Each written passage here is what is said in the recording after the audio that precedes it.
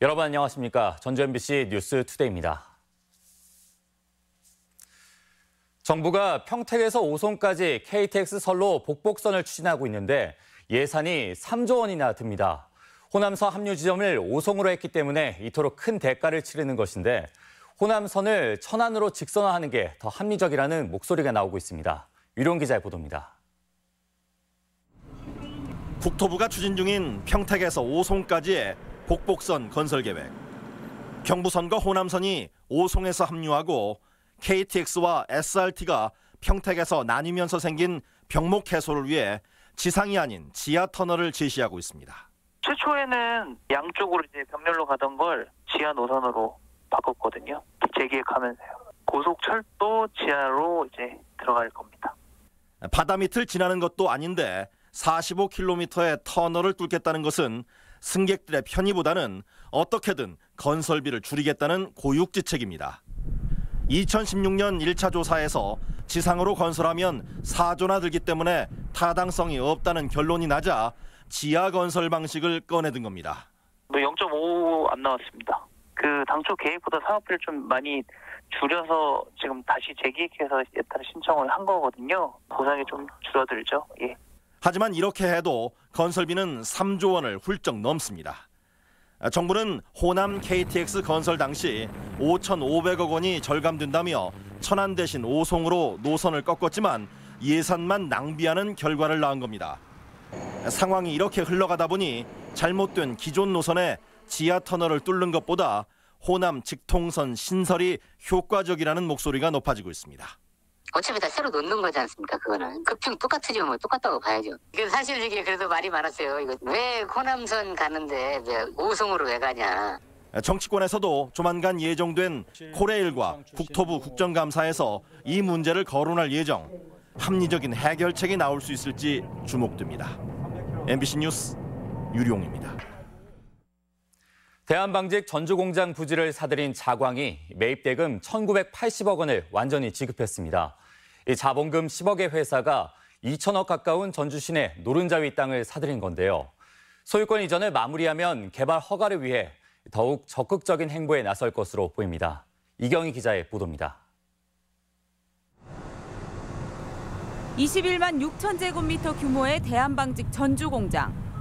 지난해 10월 말 자광은 이 땅을 1,980억 원에 매입하기로 계약했고 10%인 198억 원의 계약금을 지불했습니다.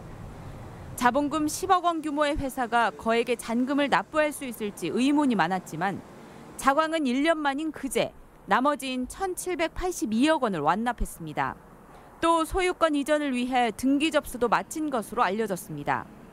자광은 대한방직 부지에 143층 높이의 타워를 세우고 아파트, 컨벤션 센터 등을 짓는 2조 5천억 원 규모의 사업을 추진하고 있습니다. 돈 되는 거는 짓고 돈 안 되는 건 나중에 안 짓 거 아니냐 이런 얘기도 염려를 하죠. 동시 착공, 동시 준공 목적이에요. 부지 매입을 마치면서 개발 인허가를 위해 더욱 적극적인 행보에 나설 것으로 보입니다. 자광 대표는 다음 주 월요일 기자회견을 갖고 언론과 시민들에게 사업에 대한 해명과 설명에 나설 예정입니다. 추후 13,000여 제곱미터 정도의 도유지에 대해서도 전라북도와 대부 계약을 체결하겠다는 게 자광의 계획이지만 가능할지는 미지수입니다.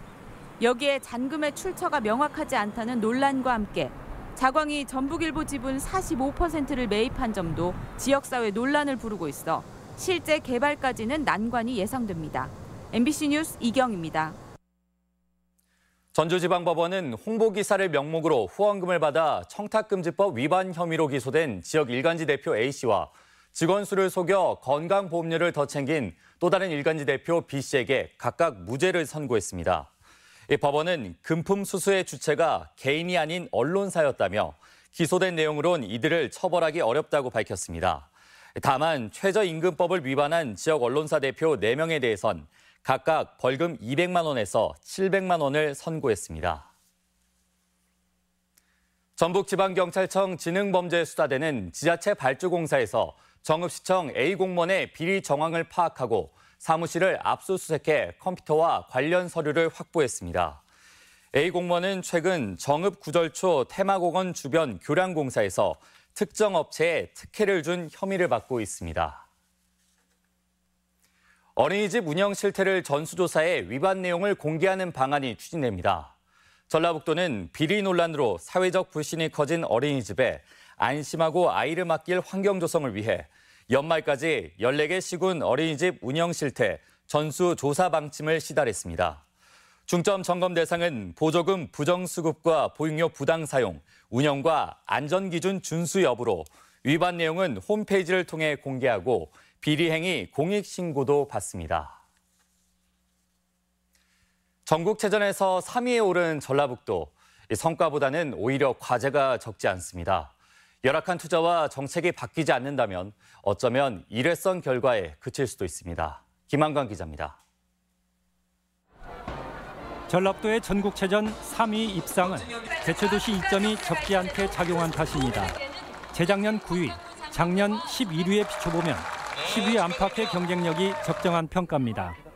따라서 이번 성과를 전북체육의 경쟁력 회복의 계기로 삼고자 한다면 우선 지역별 특화 종목 육성이 대안입니다. 고창의 유도, 그다음에 순창의 정구 이런 종목들이 지역 집적화를 통해서 육성이 됨으로써 지금보다는 한 단계 업그레이드가 될 수 있지 않을까.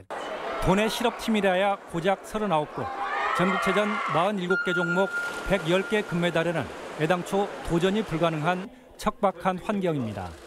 도내 초중고등학교에서 애써 육성한 우수 선수가 외지로 빠져나갈 수밖에 없는 구조라 선택과 집중은 불가피하고 기반을 넓힐 투자 확대부터가 현안입니다. 스포츠를 통해서 우리 지역사회가 통합되고 발전할 수 있다 이렇게 생각하고요.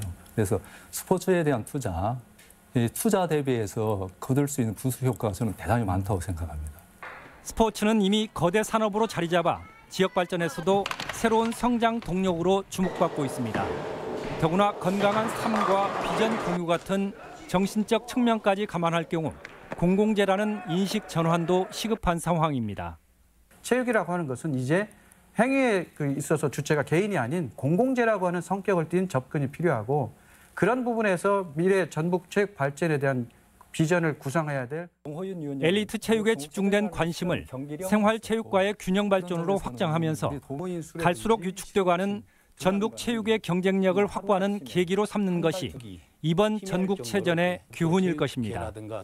MBC 뉴스 김한과입니다. 네, 콘크리트로 지어진 삭막한 교실 벽면에 꽃나무 정원을 설치하는 시범 사업이 진행되고 있습니다. 미세먼지 가득한 교실의 공기를 맑게 하고 정서 함양과 화훼 농업 활성화에도 도움이 되고 있습니다. 한범수 기자입니다. 전주의 한 초등학교에 스킨 답서스처럼 공기정화 기능이 탁월한 화초들이 도착합니다. 미리 구상해 놓은 대로 4인 1조의 아이들이 벽면 정원을 꾸미기 시작합니다. 자신만의 꽃밭이 생긴 아이들은 조금 더 생기 발랄해지고 명랑해졌습니다. 꽃을 패턴식으로 하는 것에 신경을 썼고 미세먼지 제거에도 효과적인 것 같고 기분이 더 많이 좋아졌어요. 농촌진흥청이 학교 환경 개선과 도시농업 활성화를 위해 벌이는 시범사업. 식물체의 잎의 기공과 뿌리에 서식하는 미생물을 통해 교실의 미세먼지가 여과되는데 아이들의 정서 함양은 덤입니다. 청정기를 돌리는 것보다 저렇게 식물로서 공기 순환이 되니까 아이들한테 오히려 더 건강에도 좋을 것 같다는 믿음이 듭니다. 유해물질을 6시간이면 절반, 12시간이면 거의 대부분 여과할 수 있을 만큼 식물체의 효과는 이미 검증돼 있습니다. 하지만 공기청정기 도입은 적극적이어도 학교나 사무공간의 2%를 식물로 채우는 것은 소극적인 것이 현실, 제도화가 시급합니다. 국가적으로 정책적으로 조금 혜택을 주는 이런 정책이 펴지게 되면 식물이 훨씬 더 빨리 이 교실 안으로 들어올 수 있을 거라고 봅니다. 김영란법 이후 화훼 농가의 붕괴도 심각해 도시의 공기질도 높이고 농가도 살릴 수 있는 일거양득의 효과를 기대할 수 있습니다. MBC 뉴스 한범수입니다. 다음은 도민 여러분들의 문화 안내를 위한 전북 게시판입니다.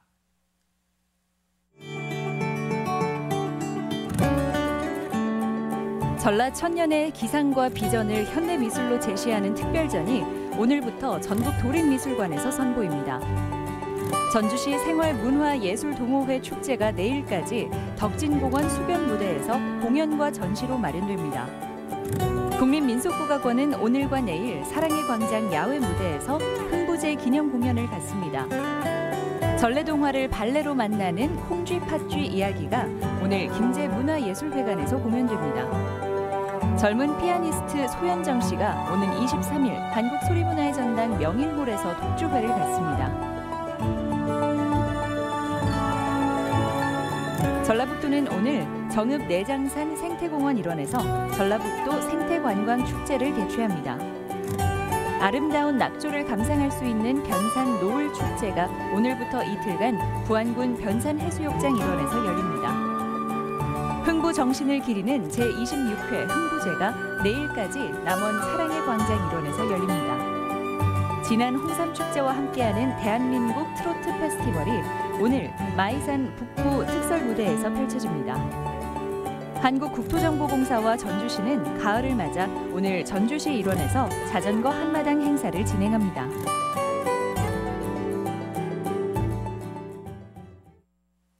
(10월 20일) 토요일 전북권 날씨입니다. 주말인 오늘 전라북도 지역은 맑고 선선한 날씨가 이어지겠습니다. 미세먼지 농도는 좋은 수준을 보이겠습니다. 지역별 최고 기온입니다. 전주와 익산 20도, 동북권은 무주와 장수 19도, 서해안권은 군산 19도, 부안 20도 등을 기록하겠습니다. 바다의 물결은 서해 남부 앞바다에서 0.5에서 1m로 일겠습니다.